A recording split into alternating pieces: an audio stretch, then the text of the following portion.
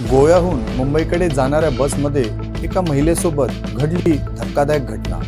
महिला गाढ झोपेत असताना बसच्या क्लीनरने 3 वेळा तिच्याशी गैरवर्तन केल्याचा आरोप। अखेर महिलेने धाडस दाखवत जे केलं त्यामुळे आरोपी थेट पोलिसांच्या ताब्यात पोहोचला। नेमकं काय घडलं पहा या रिपोर्टमध्ये।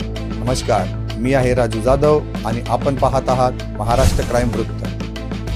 गोवा ते मुंबई असा रात्रीचा प्रवास, प्रवाशांनी भरलेली खासगी बस आणि त्याच बसमध्ये एका महिलेसोबत घडलेला संतापजनक घटना आता समोर आली आहे। मिळालेल्या माहितीनुसार गोव्याहून मुंबईकडे जाणाऱ्या राजधानी ट्रॅव्हल्स कॉर्पोरेशनच्या MH432981 क्रमांकाच्या बसमध्ये एका महिला प्रवाशासोबत 3 वेळा विनयभंग झाल्याचा संतापजनक प्रकार उघडकीस आला आहे।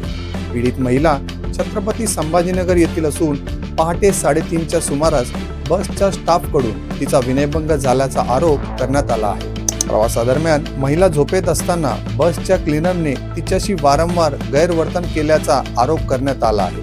पहिल्यांदा महिलेने तो प्रकार दुर्लक्षित केला, मात्र पुन्हा पुन्हा तोच प्रकार घडू लागल्याने तिला संशय आला। तिसऱ्यांदा गैरवर्तन झाल्यानंतर पीडित महिलेने पोलिसांच्या नियंत्रण कक्षाशी संपर्क साधून तक्रार दाखल केली।